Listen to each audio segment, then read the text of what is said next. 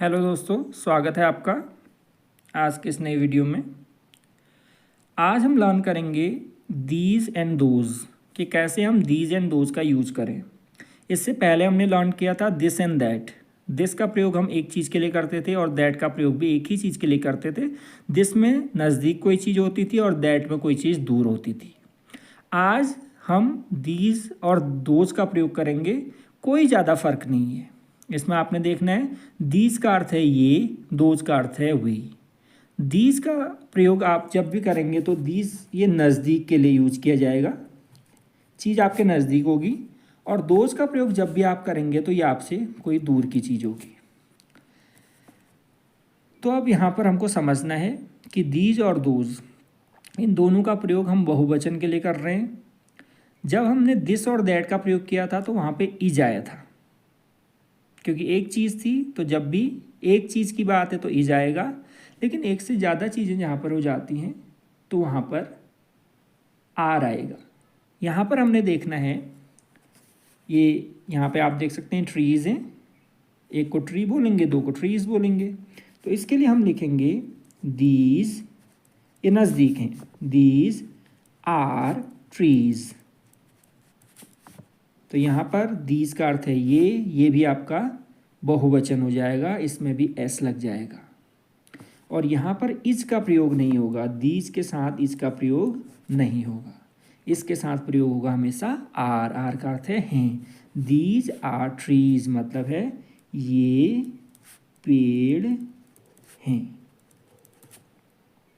तो इसको हम ऐसे समझते हैं कि ये वाक्य हमारा हिंदी का वाक्य, हमने कहा ये पेड़ हैं तो दीज आर ट्रीज। ये बादल हैं, अब यहाँ पे बादल दूर हो गए तो वे कह सकते हैं हम, या वे बादल हैं तो those are clouds.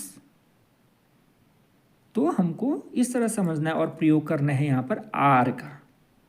These are या दोज आर। और जो भी हमारी चीज़ें हैं वो एक से ज़्यादा हैं तो वहाँ पर उसी प्रकार से हम बहुवचन का प्रयोग करेंगे। ट्री नहीं बोलेंगे, ट्रीज बोलेंगे। काइट नहीं बोलेंगे, काइट्स बोलेंगे। ज़्यादा हैं तो एस लग जाएगा, ठीक है। उसका अपना नियम है कि कहीं एस लगेगा, कहीं कुछ और भी चेंजेज होते हैं, लेकिन हमको बहुवचन रूप में प्रयोग करना है। तो यहाँ पे आप बॉल्स देख रहे हैं, एक से ज़्यादा है। यदि एक ही बॉल होते तो क्या कहते हैं हम कहते हैं दिस इज अ बॉल। लेकिन एक से ज़्यादा है तो हम कहेंगे दीज आर बॉल्स। क्या बोलेंगे? These are balls. ऐसे यहाँ पे काइट्स बनाई हैं तो हम क्या कहेंगे? These are kites.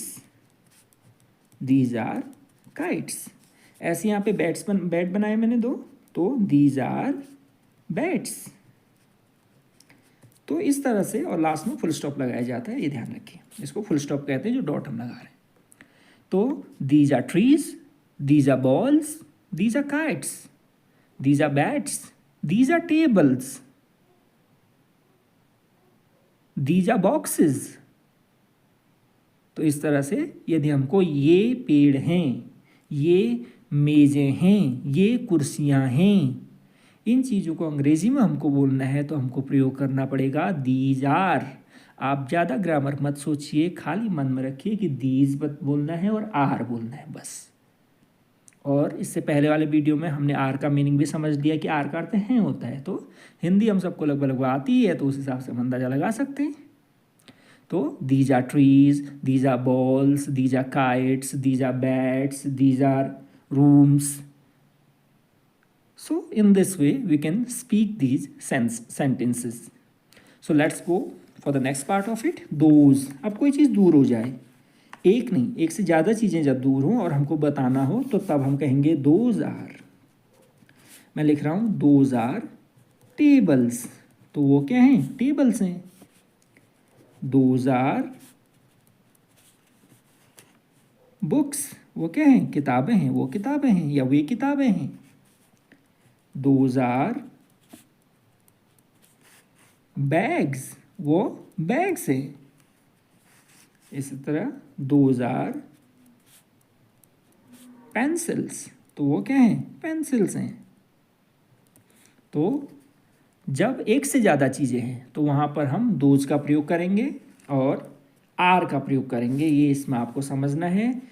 आर का प्रयोग होगा और यहाँ पर आप देख सकते हैं एस, सब जगह एस लगा हुआ है, मतलब ये ज़्यादा चीज़ों को दिखाने के लिए। एक ही टेबल होता तो क्या कहते, टेबल कहते, लेकिन एक से ज़्यादा हो जाएंगे तो टेबल्स कहना पड़ेगा। जैसे हिंदी में नहीं कहते मेज, मेजें, तो इसी तरह का है, table, tables, book, books, bag, bags, pencil, pencils. तो एक से ज़्यादा यदि चीज़ें नज़दीक हैं तो वहाँ पर हम बोलेंगे दीज। एक से ज़्यादा चीज़ें यदि दूर हैं तो हम वहाँ पे बोलेंगे दोज। और यहाँ पर आर का प्रयोग होगा साथ में, और जो है वो बहुवचन का प्रयोग होगा, इसको हम अंग्रेजी में प्लूरल कहते हैं। तो ट्री नहीं कहा जाएगा, ट्रीज कहा जाएगा। बॉल नहीं होगा, बॉल्स। काइट नहीं, काइट्स। बैट नहीं, बैट्स। तो चलिए इन सेंटेंसेस को हम रिपीट कर लेते हैं। These are trees, these are balls, these are kites, these are bats. In the same way, those are tables, those are books, those are bags, and those are pencils. So dear learners, you can learn English in this way. Yet we are just at the starting of it. Soon you will learn a lot out of this channel. I'm here to really make you good in English.